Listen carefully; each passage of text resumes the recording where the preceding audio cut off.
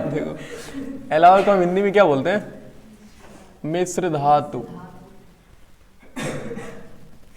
Actual में हमने बताया था ना कि कल इसको हम एलॉय तो नहीं बोलना चाहिए, क्योंकि मिश्र धातु नहीं, क्योंकि इसमें हम कुछ नॉन मेटल भी कभी कभी मिक्स कर देते हैं। तो एलॉय की रिक्वायरमेंट कब पड़ी?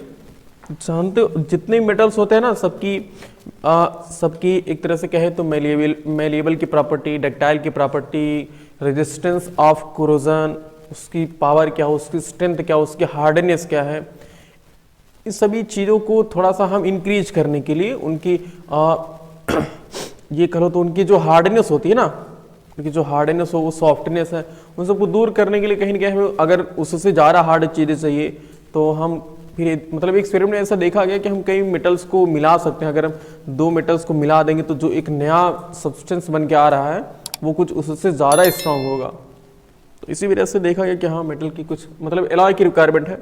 तो पहली बात, एलॉय होता क्या है? एलॉय एक होता है होमोजेनियस मिक्सचर ऑफ, एलॉय क्या होता है? एक होमोजेनियस मिक्सचर होता है, होमोजेनियस मिक्सचर होता है। होमोजेनियस मिक्सचर होता है किसका? Two or more metals, two or more metals, दो या दो से ज्यादा मेटल्स को हम क्या करेंगे? मिक्स कर देंगे।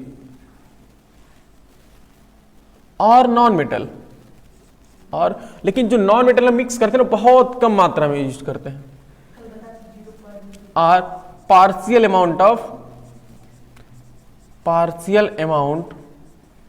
ऑफ नॉन मेटल, हम कुछ नॉन मेटल भी यूज करके एलॉय बनाते हैं, हाँ, लेकिन वो बार बार कह रहे हैं कि नॉन मेटल बहुत कम होगा, बहुत थोड़ा सा नॉन मेटल होगा, ठीक है। तो होमोजेनियस मिक्सचर हम करते हैं दो या दो से ज्यादा मेटल्स का या फिर नॉन मेटल का। तो जो नया सब्सटेंस बन के आता है उसी को हम क्या बोलते हैं? उसी को एलॉय बोलते हैं, उसी को हम मिश्र धातु बोलते हैं। और जो एलॉय की प्रॉपर्टी होती है वो उसकी प्रीवियस मेटल्स की प्रॉपर्टी से बिल्कुल अलग नहीं, मतलब उससे कुछ ज्यादा अलग होती है, कुछ अलग होती है, ज्यादा हम नहीं कह सकते, कुछ अलग होती है।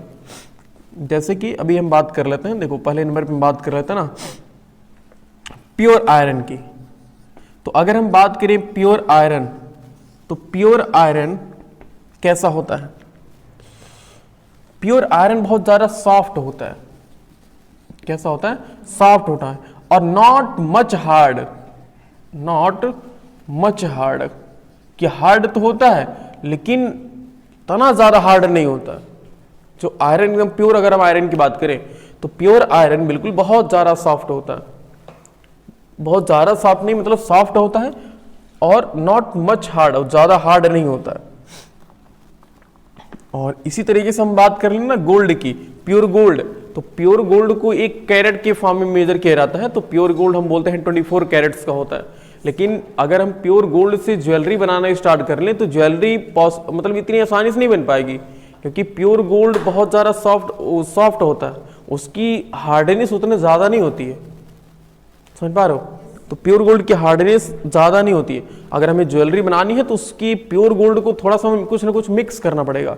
कुछ मिक्स करने की जगह पे हम वो यूज करते हैं, कापर मिक्स करते हैं, उसमें कॉपर या सिल्वर मिक्स करते हैं, दोनों में से कोई ना कोई एक मिक्स करते हैं ताकि उसकी हार्डनेस थोड़ी स्ट्रांग हो जाए। तो अब इस प्योर मेटल में हम क्या करेंगे? देखो प्योर मेटल में अगर हमारे पास, और एक चीज और, हम जो ये मिक्स करते हैं ना वो कैसे मिक्स करते हैं जी?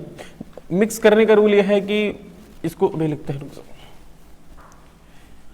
जैसे हमारे पास एक मेटल है और एक दूसरा मेटल है, और दोनों मेटल ऐसे नहीं कि एक मेटल कॉपर एक मेटल एल्युमिनियम है, दोनों कैसे मिला दो, नहीं, हम उसको क्या करते हैं? हीट करते हैं, बहुत ज़्यादा हीट करते हैं, उनको हम लिक्विफाई करते हैं, दोनों का हम मोल्टेन फॉर्म यूज करते हैं। कौन सा form? Molten form. Molten form समझ रहे हो? मोल्टेन फॉर्म मतलब लिक्विड फॉर्म, ठीक है। दोनों का हम लिक्विड फॉर्म फाइंड करते हैं, उसके बाद अब इन दोनों को ऐड कर देते हैं। अब जेन्युइन सी बात है, दोनों लिक्विड है, दोनों को हम ऐड करेंगे तो कुछ तो बन जाएगा, दोनों मिक्स हो जाएंगे ना आराम से, तो बन जाएंगी एलॉय। समझ रहे हो? सबसे पहला हम देखते हैं, जैसे अगर हम बात कर लें एल्युमिनियम की,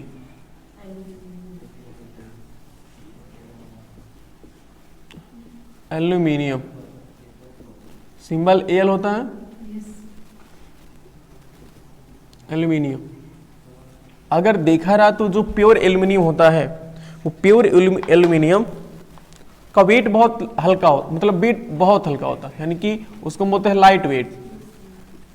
कैसा weight? Light weight and less hard. Hard मतलब स्ट्रांग है, समझ लो, लेस स्ट्रांग, ज्यादा स्ट्रांग नहीं होता है।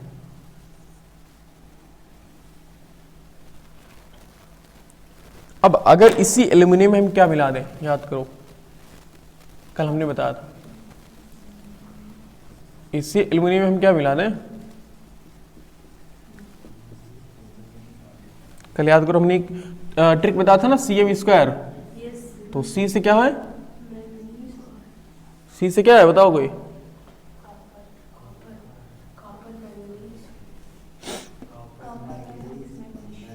कॉपर, मैग्नीज और मैग्नीशियम।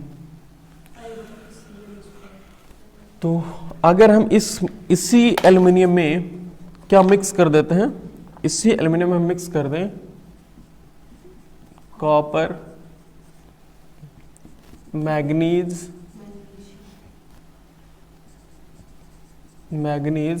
और मैग्नीशियम,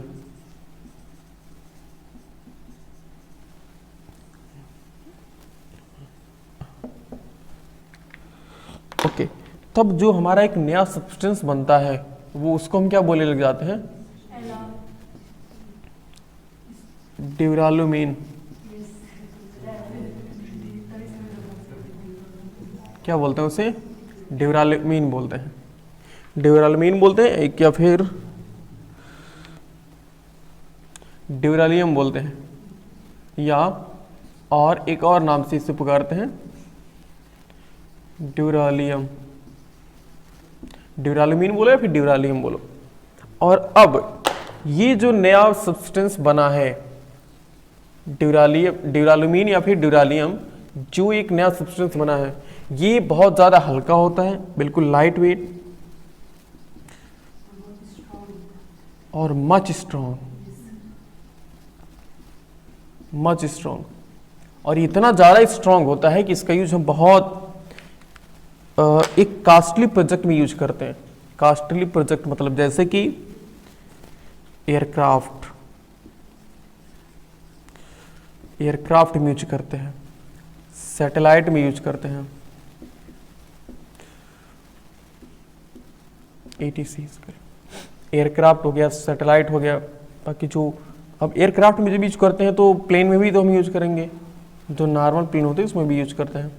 ATC ऐसे हम कई जगह यूज करते हैं इसका, मतलब बहुत कास्टली। अब खुद सोच सकते हैं, जब हम सैटेलाइट में यूज करते हैं तो बाकी बहुत कास्टली प्रोजेक्ट में हम यूज ही कर रहे हैं, क्योंकि सैटेलाइट ऐसा माना था कि बहुत ज़्यादा कास्टली प्रोजेक्ट होता है इस पूरे अर्थ का, और सबसे ज़्यादा महंगा प्रोजेक्ट ही होता है सैटेलाइट वाला। तो देखा हमने कि जब एल्युमिनियम था तो वो लाइट वेट था, लेकिन बहुत ज़्यादा कम स्ट्रॉन्ग था, लेकिन हमने उसमें कॉपर मिला दिया, मैग्नीज मिला दिया और मैग्नीशियम मिला दिया, तब जाकर के जो नया एलॉय बना, ये इसको हम क्या बोलने लगे थे, ड्यूरालुमीन या फिर ड्यूरेलियम बोलते हैं ना, ड्यूरालियम।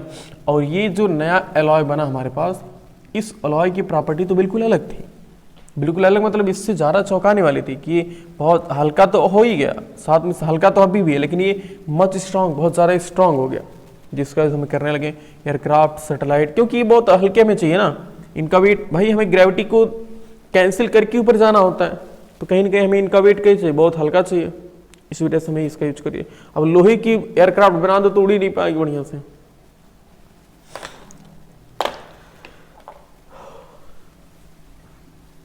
ओके,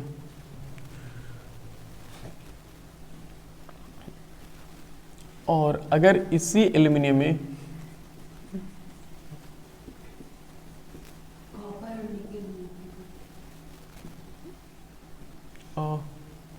इसी एल्युमिनियम में अगर हम क्या मिला देते हैं, कॉपर मिला देते हैं और निकेल मिला देते हैं, तब क्या बन जाएगा उसको, कॉपर और निकेल नहीं थी, स्टील। अभी स्टील वैसे बनता है कि एल्युमिनियम से बनता है, इसमें हम मैग्नीज मिला दें, मैग्नीज। अगर हम सिर्फ इसमें क्या मिला दें, मैग्नीज मिला देते हैं तो मैग्नीलियम बनता है। तो एक जो नया एलॉय बनता है उसको हम क्या बोलते हैं, उसको हम बोलते हैं मैग्नीलियम, मैग्नीलियम। मतलब अगर हम कॉपर और मैग्नीज, मैग्नीशियम तीनों मिलाएंगे तो एक नया बनेगा ही। अगर हम इसमें सिर्फ मैग्नीज मिलाते हैं तो ये भी एक बनेगा, और ये भी थोड़ा सा क्या, ये भी वही प्रॉपर्टी देगा, यानी कि हाँ लाइट वेट है, लाइट वेट और मच स्ट्रॉन्ग। हाँ लेकिन इसके ज़्यादा इतने, मतलब इसके जितना स्ट्रॉन्ग नहीं होगा, स्ट्रॉन्ग होगा लेकिन इसके ज़्यादा, इसके जितना नहीं होगा। अब ये बताओ, जहाँ हमें थोड़ा सा ही मजबूत चाहिए तो वहाँ हम एकदम बहुत ज़्यादा मजबूत करके क्या फायदा पाएंगे, उसमें क्यों मैग्नीशियम और कॉपर मिलाएंगे। हम छोटा सा, कोई छोटा सा हमने मैग्नीशियम मिला दिया तो क्या बन गया, स्ट्रॉन्ग बन गया थोड़ा सा, बाकी सिंपल काम चल जाएगा। ये चीज़ें होती हैं। और तो एल्युमिनियम वाला समझ गए ना जी। एल्युमिनियम याद रखोगे कि एल्युमिनियम में कॉपर, मैग्नीशियम, मैग्नीज और मैग्नीशियम तीनों मिलाएंगे तो एक बनेगा, ड्यूरालुमीन बोलते हैं उसे। अब ये ड्यूरालुमीन बहुत एक अच्छा सा एलॉय है जिसका वेट एकदम बहुत हल्का होता है और जो बहुत ज़्यादा स्ट्रॉन्ग होता है।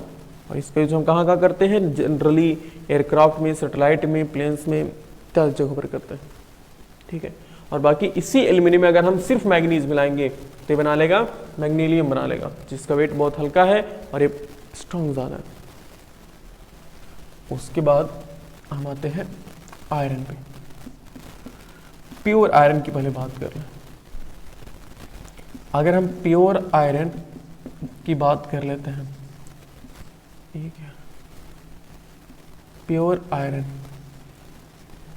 देखा जाए तो जो प्योर आयरन होता है वो बहुत ज़्यादा सॉफ्ट होता है, बहुत ज़्यादा नहीं मतलब सॉफ्ट होता है, मुलायम होता है। और ऐसा नहीं कि सोडियम की तरह बिल्कुल सॉफ्ट होता है, ऐसा नहीं, बस सॉफ्ट होता है। और ये लेस स्ट्रॉन्ग होता है, उतना ज़्यादा स्ट्रॉन्ग नहीं होता, लेस स्ट्रॉन्ग।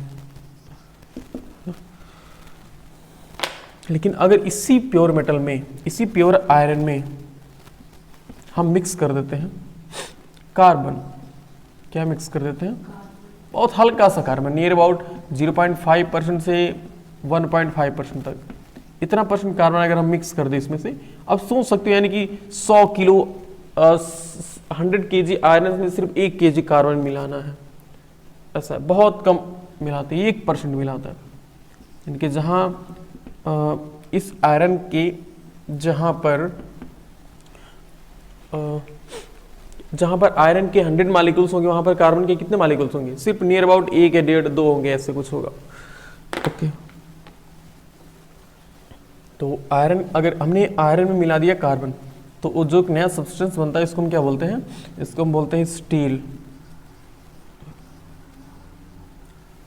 और अब ये क्या होता है, ये बहुत ज़्यादा स्ट्रॉन्ग बन जाता है, ये मच स्ट्रॉन्ग, बहुत ज़्यादा स्ट्रॉन्ग होता है। और इसकी कई प्रॉपर्टी है कि स्ट्रॉन्ग भी होता है, अच्छा आयरन से बढ़िया शाइनी भी, चमकता भी है।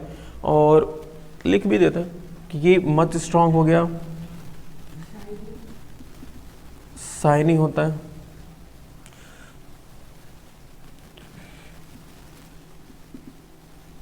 शाइनी होता है। बाकी ये resistance, much resistance of corrosion, मतलब कोरोजन से क्या करता है, बचाता है। रेजिस्टेंस मतलब रोकने वाला होता है ना, तो कोरोजन को रोकने वाला होता है, बहुत ज़्यादा ये रोकता है, यानी कि इस पर जंग लगती ही नहीं, तो उसको हम रेस्टिंग भी बोल सकते हैं कि prevent the resting of iron, ये चीज़ें हैं ये। तो अगर आयरन देखा जाए तो नॉर्मली जब आयरन था तो सॉफ्ट था, बहुत ज़्यादा हार्ड भी नहीं था, और उसको हमने कहीं इन्वायरमेंट में खुला रख देंगे तो उसमें क्या हो जाएगी, रस्टिंग शुरू हो जाएगी। लेकिन अगर उसी में हम थोड़ा सा कार्बन मिला देंगे तो उसमें रस्टिंग की चांसेस बिल्कुल कम हो जाते हैं। यानी कि अगर इसमें चांसेस 100% है तो इसमें चांसेस नियर अबाउट 25% तक होते हैं, बस वो भी नहीं होता, बहुत उसे 20-15 मान सकते हो, इतना कम रस्टिंग के चांसेस होते हैं स्टील में। और ये चारा इससे स्ट्रॉन्ग भी है, बहुत अच्छा चमकीला भी है, मत रेजिस्टेंस अब ये तो कुर्जन वाला समझ रहे हो कि इसमें जंग नहीं लगती है, बहुत कम जंग लगती है। ठीक है, ये नोट कर लो। हमने कहा ये बताना थोड़ा सा भूल गए हैं कि हम इसमें एलॉय बनाने के फायदे क्या होते हैं जी। एलॉय जो होते हैं ना उनके फायदे क्या होते हैं, यहाँ पर थोड़ा लिख देते हैं एलॉय के फायदे क्या होते हैं जी। तो एलॉय पहली बात तो ये स्ट्रॉन्ग बहुत ज़्यादा होते हैं, जितने भी एलॉय होते हैं वो कहीं ना कहीं स्ट्रॉन्ग होते हैं। स्ट्रॉन्ग करने के लिए हम करते हैं, या फिर वो रेजिस्टेंस ऑफ कोरोजन, कोरोजन से रेजिस्टेंस ऑफ कोरोजन, हम कोरोजन से बचाने के लिए काम करते हैं, उनको कोरोजन से बचाने में काम करते हैं। और इनकी एक तरह से हम साइड इफेक्ट ये समझ सकते हैं ना कि इनमें इलेक्ट्रिसिटी फ्लो बहुत कम करती है, यानी कि बहुत लेस, ऐसे कह लो कि सेमी कंडक्टर बोल सकते हो, ये सेमी कंडक्टर होते हैं, अच्छे से इलेक्ट्रिसिटी नहीं फ्लो कर पाएंगे, मतलब जितना तेजी से इलेक्ट्रिसिटी आयरन में फ्लो करती है ना उतना तेजी से इसमें नहीं कर पाएगी, क्योंकि इसमें हमने कार्बन मिक्स कर दिया है। तो कहीं कहीं और कार्बन जरूरी नहीं कि हम कार्बन एक नॉन मेटल है तो हमने मिक्स कर दिया इस वजह से इलेक्ट्रिसिटी रुक गई तो थोड़ी कम हो गई, ऐसा नहीं।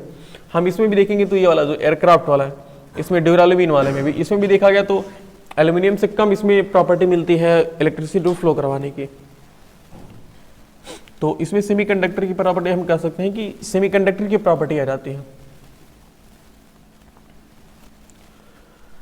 ओके, हाँ ये 3 चीजें इंपॉर्टेंट है, इसमें लिख लो, ये फिर बताते हैं, जल्दी जल्दी नोट करो।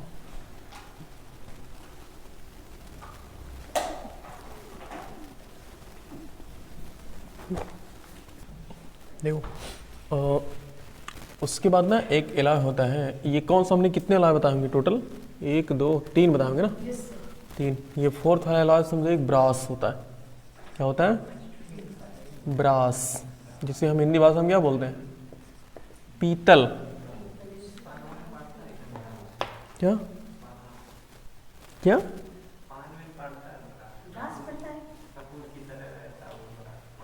अरे वो वाला ब्रास नहीं है, ब्रास पीतल। ये कैसे बनाया जाता है? ये बनाया जाता है, हमारे पास एक कापर होना चाहिए, एक नहीं है, मतलब कापर है और क्या है?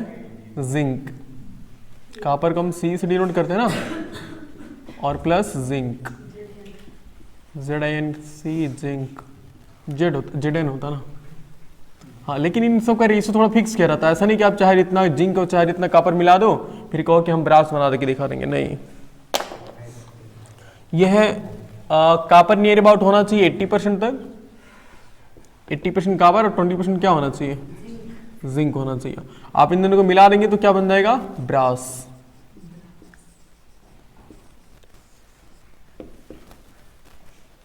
समझ रहे हो? क्या बन जाएगा? ब्रास। और ये ब्रास काफी स्ट्रांग होता है, ये पीतल से नहीं हो ना, बहुत ज़्यादा स्ट्रांग होता है। इससे हम क्या बनाते हैं? कई चीज़ें बनाते हैं ना हम, कुछ इससे हम, इसके यूजेस क्या क्या हैं? जैसे हम घर के बर्तन बनाते हैं ना, कह सकते हैं कुकिंग यूटेंसिल बोलते हैं ना। क्या कर रहे हो भाई? कुकिंग यूटेंसिल बनाते हैं, जो कभी कभी नट, अगर देखोगे नट इससे बनाते हैं ना, नट बनाते हैं, बोल्ट बनाते हैं, बाकी ज्वेलरी, हाँ कलो पीतल की ज्वेलरी तो होती है, ज्वेलरी ज़्यादा होती है जी पीतल की भी ज्वेलरी बनाई जाती है। ब्रास, लोकल वाला ब्रांड भूल गई कि जो लोकल ब्रांड की आती है सब तो उसी की होती है ज्वेलरी, क्योंकि इसका ये कलर में कैसा होता है जी? बिल्कुल गोल्डन का होता है ना, गोल्डन कलर होता है जी। अब इसे देख लो, कापर है, उसको जिंक, दोनों को मिला दोगे ये वैसे ही रेडिश ब्राउन थोड़ा होता ही है। ओके बात, तो नट बोल्ट ज्वेलरी में यूज करते हैं, बाकी हम कुछ इंस्ट्रूमेंट में जैसे कि माइक्रोस्कोप हो गया, इन सब में भी यूज करते हैं। माइक्रोस्कोप मतलब साइंटिफिक इंस्ट्रूमेंट में भी हम इसका यूज करते हैं। कहने का मतलब समझ लो कि आयरन से थोड़ा सा स्ट्रॉन्ग क्या है? आयरन से थोड़ा सा स्ट्रॉन्ग ये है ब्रास है, पीतल। ये गोल्डन कलर का होता है, जहाँ तुमको बनाने में जो भी चाहो बनाने में यूज कर सकते हो। इससे हम मूर्ति बनाने में यूज करते हैं, क्योंकि इसमें तो बिल्कुल, अब जैसे कापर, और कापर में क्या हो सकती है? कापर में कोरोजन हो सकता है ना, लेकिन ब्रास में कोरोजन बहुत कम होगा, इससे कई गुना कम इसमें होगा, कॉपर और जिंक के कंपेरिजन में बहुत कम इसमें होगा, ब्रास में कोरोजन होगा। इस वजह से इसको हम स्टैचू बनाने में भी यूज कर लेते हैं, समझ रहे हो। हाँ अच्छा, एक हमने और छोड़ दिया ना, अगर याद करो तो हमने वो आयरन में क्या मिला था, कार्बन मिला था ना, और उसी आयरन से एक और वो बनेगा, आयरन से एक और एलॉय बनेगा। देखो आयरन है, इसमें हम क्या मिला देते हैं, क्रोमियम। क्या मिला देते हैं, क्रोमियम, बोले तो सीआर मिला देते हैं, ठीक है, सीआर। और क्या मिला देंगे, निकिल, कुछ लोग निकिल कहते हैं ना, निकल। ये हम इसमें 3 चीजें मिला दिए, आयरन, क्रोमियम और निकिल। तो अब जो बनता है इसको हम बोलते हैं स्टेनलेस स्टील। कौन सा स्टील बोलते हैं, स्टेनलेस स्टील। अब ये स्टील उससे भी ज्यादा स्ट्रांग होता है, समझ रहे हो, ये नॉर्मल स्टील से स्ट्रांग होता है, समझ रहे हो। और इसमें कोरोजन तो बिल्कुल नहीं, बिल्कुल एक तरह से समझो कि न के बराबर हम कह सकते हैं कि इसमें होती है। इसका हम यूज लगभग जो घर में रेलिंग वेलिंग नहीं होता है उन समय भी यूज करते हैं, मतलब कास्टली जो रेलिंग होते हैं, नॉर्मल सस्ता वाला रेलिंग नहीं, सस्ते वाले में तो ये स्टील वाला लगा देंगे ना वाला। बाकी जो स्टेनलेस स्टील होगा ये काफ़ी स्ट्रांग होता है, क्योंकि इसमें हम कार्बन नहीं मिलाए हैं, इसमें हम क्रोमियम और निकल मिलाए हैं, तो बिल्कुल मेटल मेटल ही एकदम अच्छा सा एक एलॉय बन के निकल जाता है स्टेनलेस स्टील, जो कि एक मच हार्ड होता है, मच हार्डर देन आयरन। क्या हुआ, वो तो इससे बनता है यार, ब्रास को बनता है ना। ब्रास के बाद एक और नाम सुनोगे, ब्रोंज। क्या नाम सुनोगे, ब्रोंज। फ्री फायर में सुने हैं ना,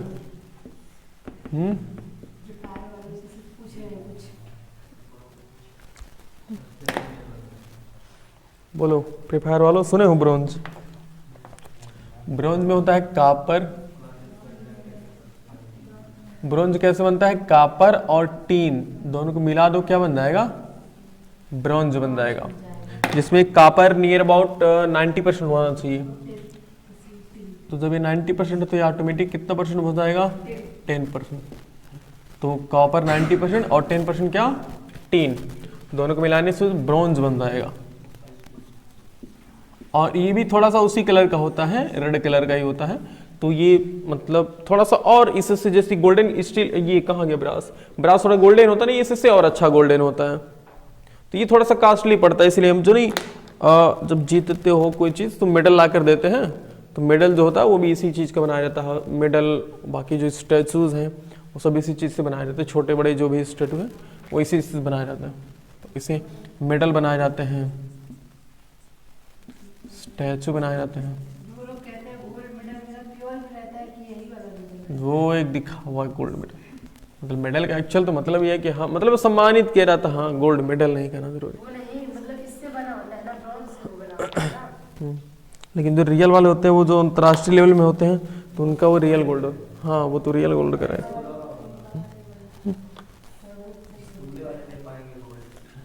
बिक जाएंगे, स्कूल वाले देंगे गोल्डन सी। देखो ब्रोंज, उसके बाद एक एलॉय और होता है जिसको हम बोलते हैं वो याद कर लो तो क्या, जिसे जोड़ते हैं जी, इस कोई चीज कट जाता है तो बिल्डिंग की तरह नहीं जोड़ते हैं, सोल्डिंग करते, सोल्डिंग, सोल्डर,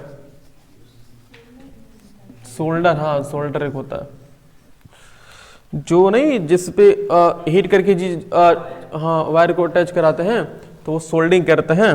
तो सोल्डिंग मतलब वो सोल्डर से सोल्डिंग करते हैं, और जो वो वायर होता है वो स्पेशल टाइप का एलॉय होता है, वो होता है टीन और लेड का बना हुआ। किसका, टीन और लेड का बना हुआ। टीन और लेड ये दोनों बराबर बराबर होते हैं, यानी कि 50-50 होते हैं दोनों। 50% टीन होता है और 50% क्या होता है, लेड होता है। बस अब ये तो मेरे ख्याल से समझ ही रहे हो ना, सोल्डर का यूज हम कहाँ करते हैं, सोल्डर की किसी भी चीज को जोड़ने में, अटैच करने में करते हैं। किसी भी दो मेटल को हम अगर जोड़ना चाहें तो सोल्डिंग कर देते हैं, ठीक है।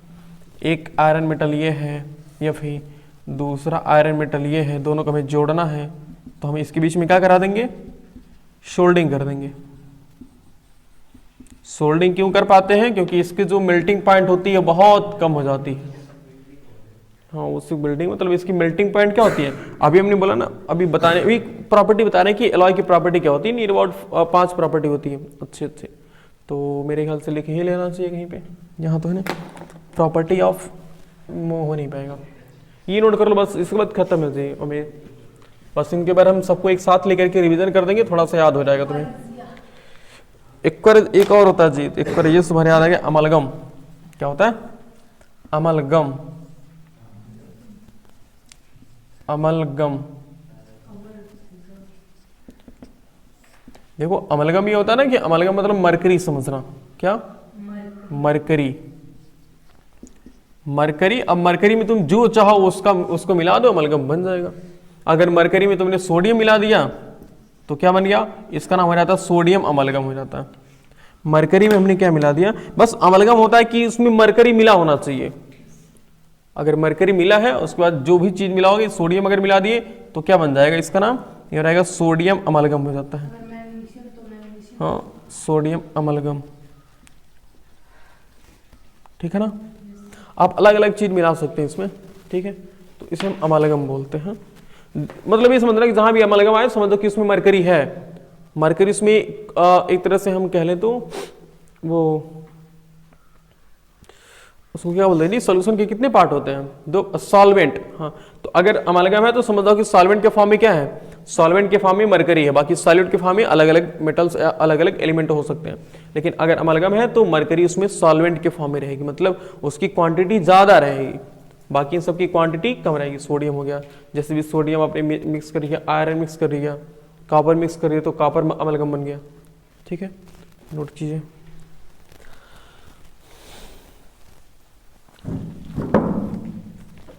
अमलगम में जानते, अगर हम बात करें थोड़ा अमलगम में ना, तो अमलगम में एक और चीज होता है। अगर हम अमलगम मतलब अगर इसी का एक और यूजेज ये होता है ना, सीख लो कि जैसे कि हमारे पास अगर मरकरी है,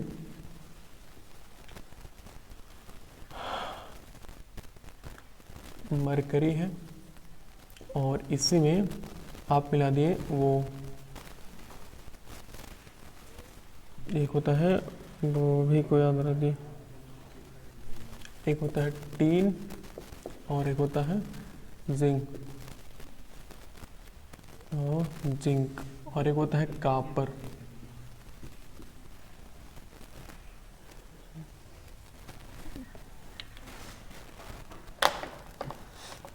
अब देखो इसके बाद ना, ये जब हम ऐसा बना देते हैं तो एक अमलगम, अच्छा इसको हम अमलगम बोलेंगे कि नहीं बोलेंगे? मरकरी है ना, मरकरी, टीन, जिंक और कॉपर, ये एक अमलगम है। और इस अमलगम का हम खास यूज करते हैं सिर्फ दांतों में, दांत को फिल करने में। जैसे एक दांत खोखला, खोड़र जिसे बोलते हैं ना, दांत खोखला हो जाता है, तो एक तो होता है, आजकल तो पाउडर आ गए हैं, लेकिन अगर उसको बहुत अच्छे से एकदम फिल करना है तो उसमें हम क्या करते हैं, इसी का यूज करते हैं, इसी एलॉय का यूज कर लेते हैं। इसको फिलिंग इन टीथ में ही यूज किया जाता है, फिलिंग इन टीथ। और इसमें क्यों यूज किया जाता है? क्योंकि बहुत ज़्यादा स्ट्रांग होता है, ये बहुत ज़्यादा मच हार्ड होता है, बहुत ज़्यादा हार्ड होता है, इसी वजह से यूज किया जाता है। समझ रहे हो? अच्छा, मैंने गोल्ड वाला नहीं बताया था ना। अगर हम देखें तो प्योर गोल्ड कितना होता है? प्योर गोल्ड को देखो, ये 24, हम भी कई बार रिसर्च, एक बार परेशान हो गए थे स्टार्टिंग में कि कैरेट क्या होता है। कैरेट कुछ नहीं है, जैसे 24 मतलब अगर प्योर गोल्ड रहेगा तो उसको हम 24 कैरेट बोलेंगे। तो एक बस एक यूनिट बना दी गई है कि हाँ 24 कैरेट। अगर 24 से कम है इसका मतलब कि प्योर सोना नहीं है, 24 से ज़्यादा होएगा ही नहीं, क्योंकि 24 एकदम प्योर वही माना गया है। तो ये अगर देखा गया ना, तो प्योर गोल्ड जो होता है ये शाइनी तो होता है, बहुत ज़्यादा शाइनी होता है, लेकिन थोड़ा सा ये स्ट्रांग नहीं होता, थोड़ा सा ये ऐसा कह लो कि लेस हार्ड होता है। जैसे आपको मान लो इसमें अगर हम सिंपल ऐसे ही, अगर आपको चैन बनाना, इस प्योर गोल्ड से सिर्फ चैन बनाना है तो आप चैन बना सकते हैं। लेकिन अगर जो हम ज्वेलरी यूज करते हैं, महिलाएं जो ज्वेलरी यूज करती हैं, उनकी बनावट देखो तो बहुत क्रिटिकल होती है ना। तो अब उतनी क्रिटिकल बनावट के लिए हमें थोड़ा सा इसको और स्ट्रांग होना चाहिए। तो अब प्योर गोल्ड उतना स्ट्रांग नहीं होता है, इसी वजह से हम प्योर गोल्ड में कुछ मिक्सिंग कर देते हैं। और ये प्योर गोल्ड कितना कैरेट का होता है? नियर अबाउट ये बिल्कुल 24 कैरेट्स, 24 कैरेट्स अगर लिखा रहे तो समझ जाओ कि हाँ एकदम बिल्कुल प्योर गोल्ड है। तो हम इस प्योर गोल्ड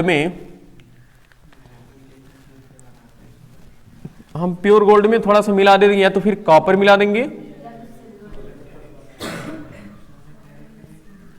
कॉपर या फिर सिल्वर।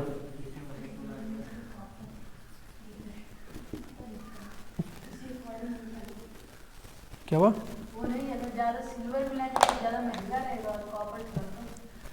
बहुत मतलब उतना ज्यादा नहीं मिलाते हैं, हल्का मिलाते हैं। वही चीजें हैं। तो आखिर महंगा कैसे पड़ेगा मुझे बताओ तो।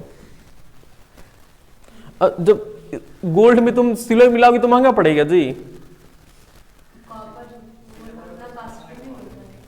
हाँ हम कह सकते हैं कि कॉपर उतना कॉस्टली नहीं होता, लेकिन ऐसा भी नहीं कि आप इतना ज्यादा सोना मिला दीजिए कि उसमें लोकलिटी पता चलने लग जाए कि हाँ वो लोकल है। मतलब ये भी जानते हो गोल्ड ही होता है, प्योर गोल्ड रहता है, जो जिस ज्वेलरी यूज करते हैं वही होता है, लेकिन उस एकदम प्योर 24 कैरेट का नहीं होता। क्यों? क्योंकि 24 कैरेट्स वाला गोल्ड उतना ज्यादा लेस हार्ड होता है, उतना हार्ड नहीं होता। तो हमें उसकी बनावट बहुत क्रिटिकल बना करनी होती है ना, इस वजह से। अब ये जो होता है ना, ये मच हार्ड हो जाता है, थोड़ा सा हार्ड हो जाता है, और जब हार्ड हो गया इसको हम अच्छे से ज्वेलरी बना के यूज कर सकते हैं। और ये नियर अबाउट कितना हो जाता है तब? 22 कैरेट्स हो जाता है, 2 कैरेट कम हो जाता है। ठीक है, तो जो ज्वेलरी हम लोग देखते हैं वो ज्वेलरी कितने कैरेट की होती होगी नियर अबाउट? तो कभी 24 कैरेट की नहीं होगी, क्योंकि 24 कैरेट का होगा तो हल्का सा कहीं पर इसे खूब अच्छे से खींच तो तुरंत टूट जाएगा, मतलब हल्का सा कहीं झटका लगे तो भी टूट जाएगा। तो वो बिल्कुल प्योर गोल्ड नहीं होता है, समझ रहे हो? तो अगर याद करो तो हमने अब तक कितने एलॉय पढ़ चुके हैं? अच्छा, एलॉय कितने हम लोग अब तक पढ़ चुके हैं? एलॉय देखो, सबसे पहले हमने क्या पढ़ा था? ड्यूरालुमीन, याद है? उसके बाद हमने क्या पढ़ा था? मैग्नीशियम, याद है? उसके बाद हमने क्या पढ़ा था? स्टील। उसके बाद स्टेनलेस स्टील, मतलब आगे पीछे हो गया था थोड़ा। उसके बाद क्या पढ़ा था हमने? Brass, brass. उसके बाद हमने पढ़ा था ब्रोंज। उसके बाद हमने पढ़ा था सोडियम, सोल्डर,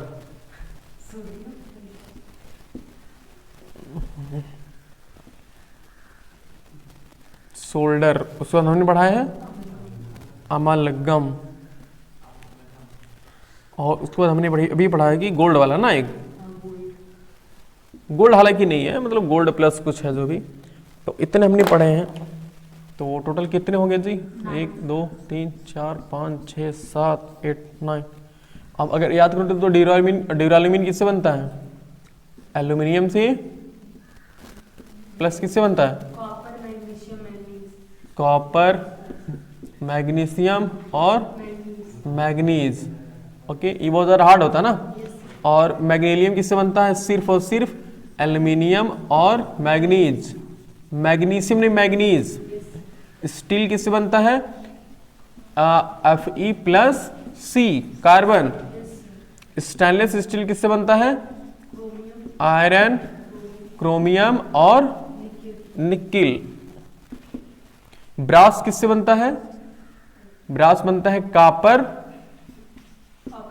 और टीन से। टीन को हम एसन से डिनोट करते हैं ना। और ब्रोंज किससे बनता है? ब्रोंज बनता है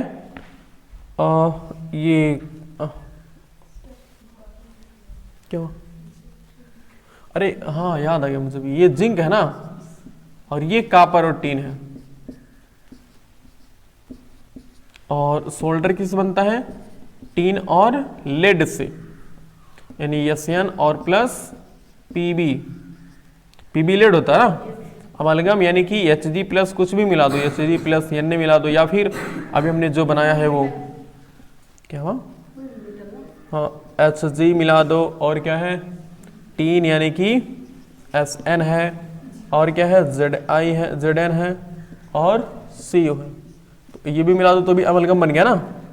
और बाकी हम गोल्ड यानी कि Au में क्या मिलाते हैं?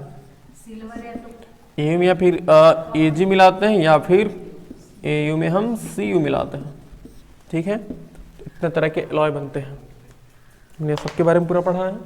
तो हमने अगर ये भी देखा था कि कार्बन कितना परसेंट होना चाहिए, 0.5% से लेकर के 1.5% तक होना चाहिए। बाकी स्टेनलेस स्टील ये है और ये है ब्रास।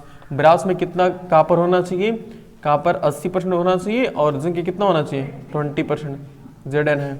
और कापर टीन में हमने देखा था तो कापर इसमें 90% होना चाहिए और इसमें 10% होना चाहिए। स्टेनलेस सोल्डर में हमने देखा था कि सोल्डर में कितना होना चाहिए, सोल्डर में 50-50 होता है ना, टीन और लेड दोनों 50-50% होते हैं। ओके, और इसमें अपनी स्वेच्छा अनुसार मिला सकते हो जो भी सिर है, ठीक है ना। तो नोट करो, फिर एलॉय की थोड़ी प्रॉपर्टी बताएंगे, उसके बाद ये खत्म हो जाएगा। थोड़ा सा वो एक्वारेजिया के बारे में थोड़ा बता देंगे कि एक्वारेजिया क्या होता है। देखो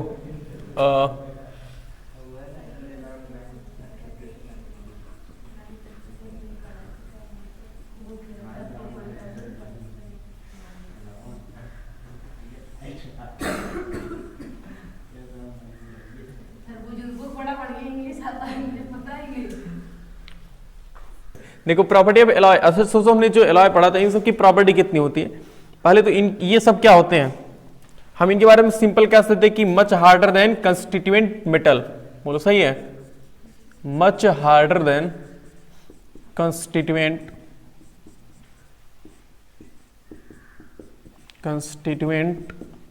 मेटल। मतलब ये जो मेटल होते हैं, जिस मेटल से एलॉय बने होते हैं, उस मेटल से एलॉय ज्यादा क्या होते हैं, हार्ड होते हैं। अभी हमने देखा ना इसके पहले कि जो एल्यूमिनियम था, एल्यूमिनियम से जो बन रहा था, ड्यूरालुमिन बन रहा था, वो भी क्या था, बहुत हार्ड था। बाकी जो आयरन से जो स्टील बन रहा था वो भी क्या था, बहुत ज्यादा हार्ड था, स्ट्रॉन्ग था। और हम क्या कह सकते हैं, और दूसरी प्रॉपर्टी में कह सकते हैं ना कि जो एलॉय होते हैं वो बहुत कम इलेक्ट्रिसिटी को कंडक्ट करते हैं, यानी कि एलॉय कंडक्ट लेस लेट लिख देते, रुक जाओ, alloy conduct less electricity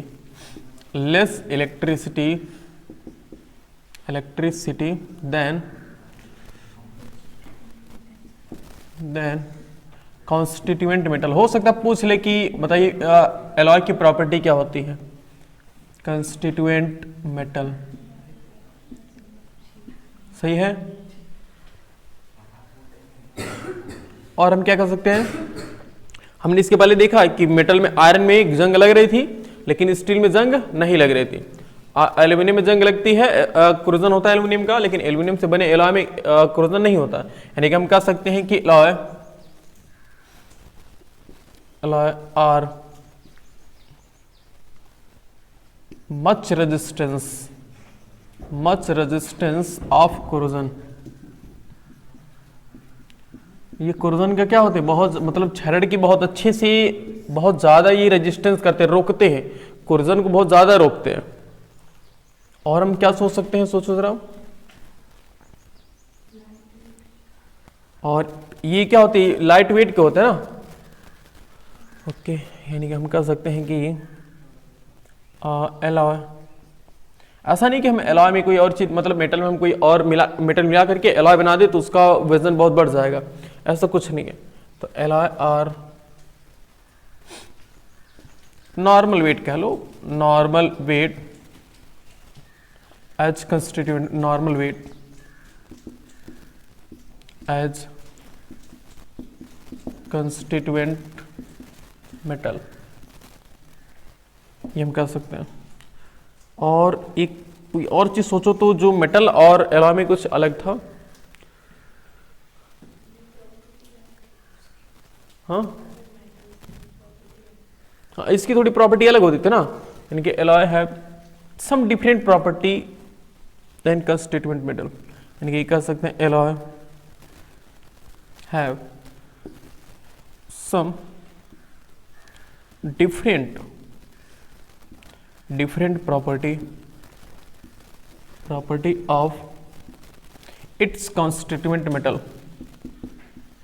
constituent metal समझ रहे हो ना, कि जिस मेटल से ये एलॉय बना हुआ है, जिस मेटल से एलॉय बना हुआ उसी मेटल को हम क्या बोल रहे हैं, कॉन्स्टिट्यूएंट मेटल बोल रहे हैं, ठीक है ना। तो काफ़ी है, हमने कितने 5 पॉइंट काउंट कर लिए ना। हाँ काफ़ी है 5 पॉइंट। ये लिख लो, इस मेटल की एलॉय की कुछ प्रॉपर्टी है कि एलॉय की क्या क्या प्रॉपर्टियाँ हैं। देखो दी, एक एक्वा रेजिया हम लोगों ने नाम सुना ना,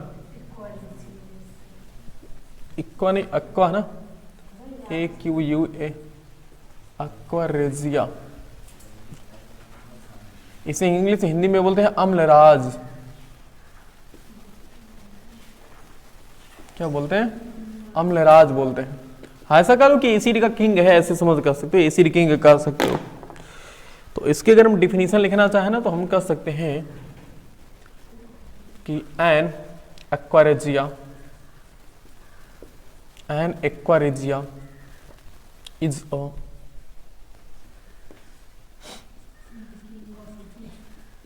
is a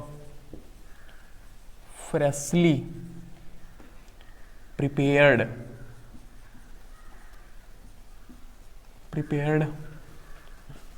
of mixture of 1 part of nitric acid, ये बस याद रखना, 1 part of nitric acid and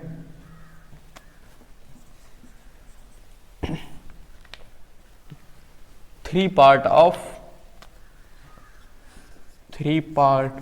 of hydrochloric acid, 3 part of hydrochloric acid।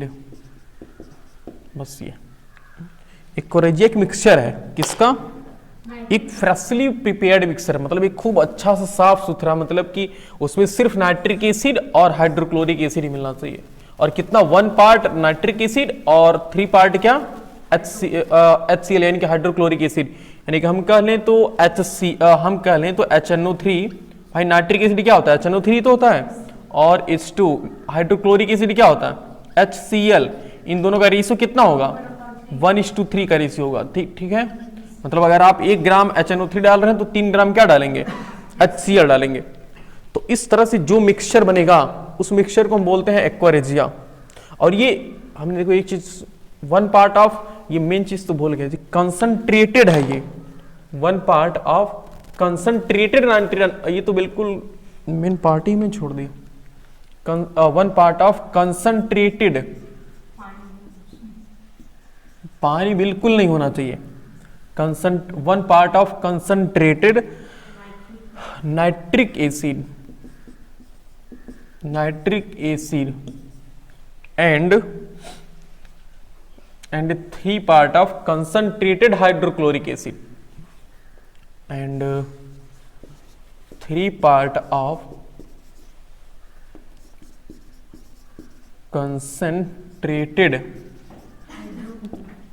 concentrated hydrochloric acid. कौन सी acid? Hydrochloric acid.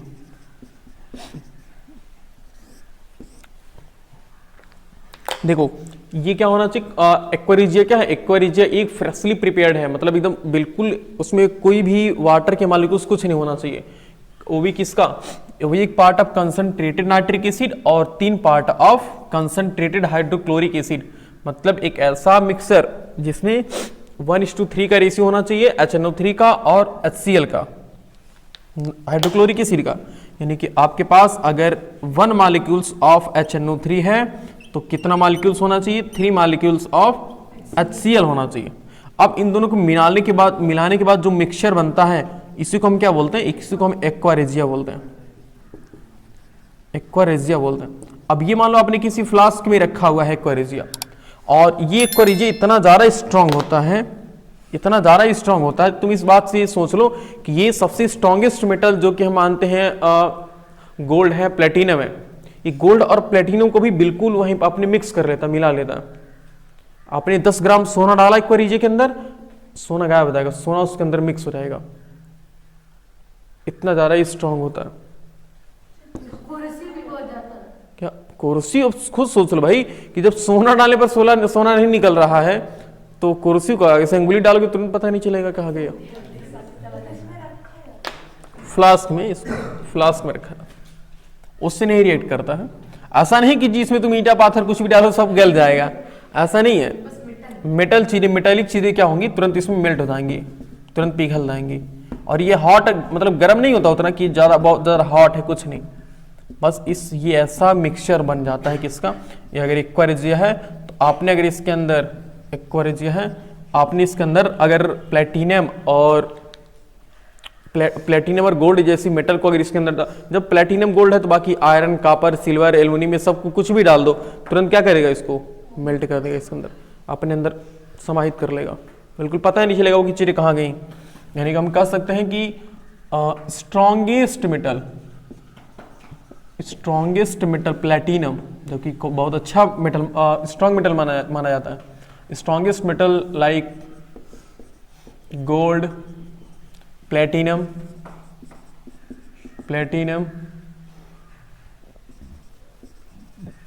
are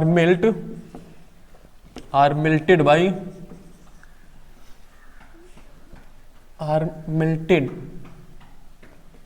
in aqua regia। Melted colour, या फिर ये कह सकते हो कि इसमें मिक्स हो जाते हैं, इसमें डिजॉल्व हो जाते हैं। प्लेटिनम और गोल्ड जैसी मेटल क्या होती हैं, डिजॉल्व हो जाती हैं तुरंत एक्वा रेजिया में। इतने ज़्यादा, मतलब ये बहुत ज़्यादा यूज पहले चोर किया करते थे, जो बहुत ज़्यादा केमिस्ट्री पढ़ा करते थे। एक्वा रेजिया आपने बनाया, आराम से ताले पर गिरा, ताला तुरंत गायब, तुरंत ताला पिघल जाता था, इतने ज़्यादा एक्वा रेजिया स्ट्रॉन्ग होता है। नोट कर लो ये।